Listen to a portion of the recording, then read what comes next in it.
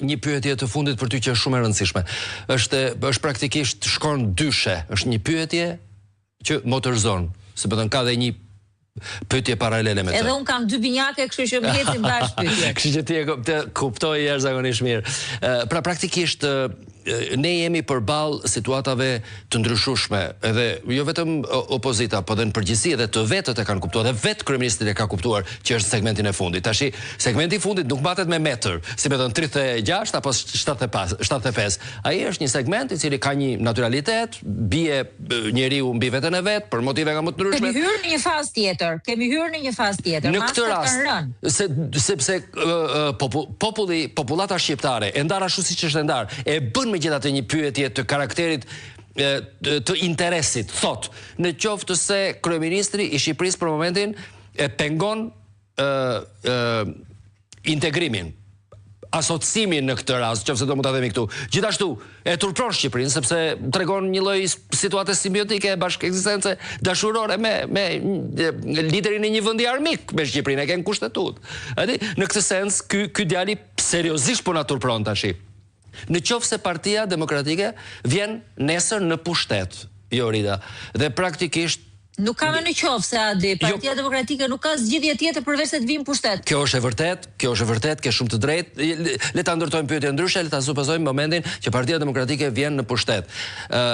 Ky proces deri tani i goditur, i vënë në dyshim, i shqetësuar, i vonuar, i bari, ndryshon pozitivisht, pra ka një atmosferë tjetër. Ky popull duhet ta bëj atë lëvizjen finale, ka një interes për ta bërë? Shiko, në qoftë se ka jo reform, jo proces, në qoftë se ka një gjë që shqiptarët e kanë pas pa ndryshuar, ka qenë ky proces. Dhe unë besoj fuqimisht që Partia Demokratike ka nisë, Partia Demokratike do ta përfundoj. Ne duhet patjetër që t'i bëjmë shqiptarët ta kuptojnë që kjo pengesa madhe që kemi pas për 13 vite përpara, se ka qenë reale, është një proces që për 13 vite është penguar. Duhet hiki që të ecë Shqipëria përpara, për ndryshe nuk ecën Shqipëria përpara. Partia Demokratike do ta bëjë procesin e integrimit, proces të shqiptarëve. Sot ai është proces i 30 politikanëve në qeveri. Ne do ta bëjmë proces të shqiptarëve, do hapim një diskutim kombëtar me biznesin, me të gjithë organizatat, me të gjithë grupet e interesit për ta kthyer atë në procesin që do ta ndryshojë Shqipërinë. Nëse ne ndodhemi në këtë tranzicion për 35 vite, është edhe si rezultati kësaj zvarritjes së 13 viteve të fundit. Në momentin që kalon kjo fazë, atëherë Shqipëria sigurisht që fillon një fazë tjetër zhvillimi. Dhe në mënyrë të natyrshme shkohet në atë protestën që opozita ka thirrur në datën 22 mars realisht. Problemi është që lideri i opozitës është munduar me shumë kujdes të formulojë një tipologji, një identikit të kujdesshëm të kësaj proteste, që edhe të mos jetë si protestat e gjithmonshme, pra që ka një fillim, një fund, pastaj jeta bën pushim një javë apo 2, dhe pastaj bën ky djali në një proçk tjetër dhe krijohet një modus që ti të bashkohesh. Pra është thënë që ajo mund të jetë, është e para është një protestë ndryshe, e dyta është një protestë që në një kuptim nuk mund të përfundojë.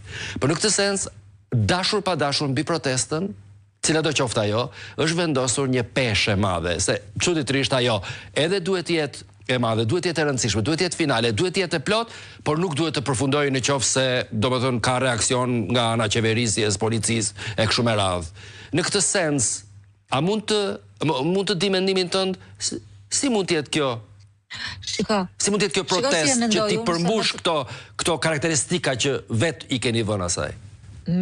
Me thënë të drejtën, Adi, duke qenë se është viti 14 në opozita duhet të rishpik veten, se shumë gjëra kanë ndodhur, protesta janë bërë, ka pasur në këto 14 vite shumë forma të ndryshme, që nga lënia mandateve deri te mos pjesëmarrja në zgjedhje.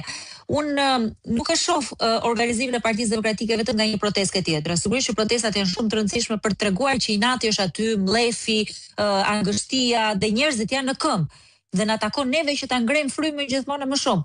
Por unë e shoh çfarë ndodh të nesërmen e protestës. Dhe në mbledhjen e shkuar të kryesit disa vendime shumë të rëndësishme që kaluan në harresë edhe si rezultat i faktit që Partia Demokratike do ketë një organizim të brendshëm. Dhe për mua e rëndësishme është organizimi i partisë kapilar, është kthimi i partisë në një parti domosdoshmërisht elektorale. elektorale për shoqërinë dhe ngritja në këmbë të gjithë strukturave lokale, sepse duam ne me gjithë kërkesën tonë për zgjedhje të parakohshme dhe për qeveri teknike, ne do kemi zgjedhje lokale vitin e ardhshëm. Dhe njerëzit duhet ta perceptojnë Partinë Demokratike si parti e cila do të jetë atje dhe do të ngrihet në këmbë për t'i treguar të gjithëve që është alternativa e qeverisjes. Protestat sigurisht që do vazhdojnë në forma nga më të ndryshmet. Është e vërtetë që mbas 5 protestave që kanë pasur një natyrë, ne duhet përsëri ta rishpikim vetëm, sepse njerëzit e presin këtë, duan një, siç thuat, duan një kulm, duan një diçka finale. Por për mua e rëndësishme është e nesërmja e protestës. Dhe e nesërmja e protestës duhet patjetër që të gjithë Partitë Demokratike ta shohin në këmbë. Ne nuk jemi parti vetëm për të organizuar protesta, ne jemi parti për të fituar dhe këtë do i tregojmë shqiptarëve që do fitojmë, edhe përballë këtij muri që njerëzit mund ta perceptojnë të parrëzueshëm. Ai është aq i rrëzueshëm sa që po ta prekësh, shkërmoqet komplet si ato shtëpitë e vjetra të Qerpiçit tiranëse. Pa ato Nese, okej, Jorit, punë të mbar, faleminderit shumë, shihemi së shpejti, faleminderit që ti fole me ne këtu në studio, faleminderit, kënaqësia është e imja. Përpara se të kaloj